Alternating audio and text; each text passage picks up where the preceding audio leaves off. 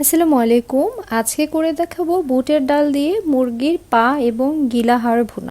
আমার কাছে মুরগির ডানা বা অন্যান্য হাড়ের চাইতে পায়ের হাড়টা অনেক বেশি ভালো লাগে এবং এভাবে বুটের ডাল দিয়ে ভুনা করলে আমি অনায়াসে 2 প্লেট ভাত খেয়ে নিতে পারি। আমি এখানে 1 কাপ পরিমাণ বুটের ডাল পানি দিয়ে ভিজিয়ে রেখেছি এবং মুরগির পা, গিলা হাড় এগুলো ভালো মতো পরিষ্কার করে ধুয়ে রেখেছি। এখানে আমি এই প্রয়োজনীয় মশলাগুলো ইউজ করব, যেটা আমি অ্যারেঞ্জ করে রেখেছি কি পরিমাণ আমার লাগবে, তাহলে আমার রান্নার ক্ষেত্রে সুবিধা হবে। মুরগির পাটা অনেকে খেতে চান না পরিষ্কারের ঝামেলার জন্য, আমি দেখিয়ে দিব কিভাবে ইজিলি পরিষ্কার করতে হয় আরেকটা ভিডিও। চুলায় একটা প্যান বসিয়ে আমি এখানে 2 থেকে আড়াই টেবিল চামচ পরিমাণ সরিষার তেল দিয়ে দিচ্ছি। তেলটা গরম হয়ে আসলে এখানে 3-4টা তেজপাতা, 2-3টা এলাচ এবং 2-3টা গোলমরিচ দিয়ে আমি ভালো মতো নেড়ে চেড়ে নিব। গরম মশলার খুব সুন্দর একটা ফ্লেভার আসছে। এখন আমি এখানে দিয়ে দিচ্ছি 1/2 কাপ পরিমাণ পেঁয়াজ কুচিগুলো আমি দিয়ে ভালো মতো নেড়ে চেড়ে হালকা বাদামি রং করে ভেজে নিব। ভাজা হয়ে গেলে এখানে আমি দিয়ে দিব 1.5 টেবিল চামচ পরিমাণ আদা বাটা,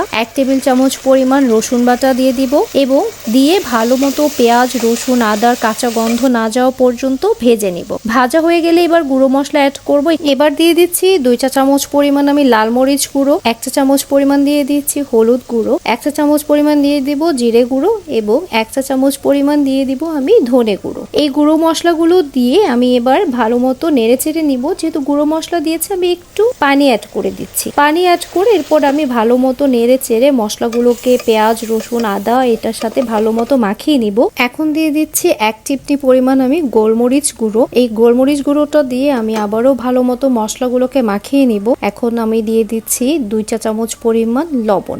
একটা বিষয় বলে দিই, যখনই আমরা মশলা কষাবো তখন চুলার আঁচটা চেষ্টা করবেন মিডিয়াম লো হিটে রাখার জন্য, কারণ গুঁড়ো মশলা যেহেতু আমরা কষাচ্ছি সেক্ষেত্রে মশলা পুড়ে যাওয়ার পসিবিলিটি থাকে। দেখতেই পাচ্ছেন আমার কষানো মোটামুটি ডান। আমি এখন বুটের ডালগুলো অ্যাড করে দিচ্ছি। বুটের ডালগুলো দিয়ে আমি ভালো মতো মশলার সাথে এটাকে নেড়ে চেড়ে মিক্স করে দিব। ডালগুলো সিদ্ধ হতে বেশি সময় নিবে না, কারণ আমি প্রায় 1 ঘন্টার মতো ডালগুলো পানিতে ভিজিয়ে রেখেছিলাম। ডালটাকে আমি মিডিয়াম আঁচে 10 মিনিটের মতো কষাবো। কষানো হয়ে গেলে এখানে মুরগির হাড়, পা, গিলা এগুলো আমি অ্যাড করে ভালো মতো মাখিয়ে নিব। মাখিয়ে ঢাকনা দিয়ে দিচ্ছি। ঢাকনা দিয়ে এগুলোকে আমি একটু 5 মিনিটের মতো কষাবো। কষানো হয়ে গেলে আমি এখানে দিয়ে দিচ্ছি 1 চা চামচ পরিমাণ গরম মশলা গুঁড়ো। গরম মশলাটা দিয়ে আমি ভালো মতো মেখে নিচ্ছি। এখন অ্যাড করে দিচ্ছি আমি 1/2 কাপের অর্ধেক পরিমাণ পানি অ্যাড করছি। এটা মুরগি এবং ডালটা কষানোর জন্য আমি আমার পরিমাণ অনুযায়ী পানিটা দিয়েছি। 10 মিনিট পর আমি ঢাকনাটা সরিয়ে দেখছি আমার মোটামুটি ডাল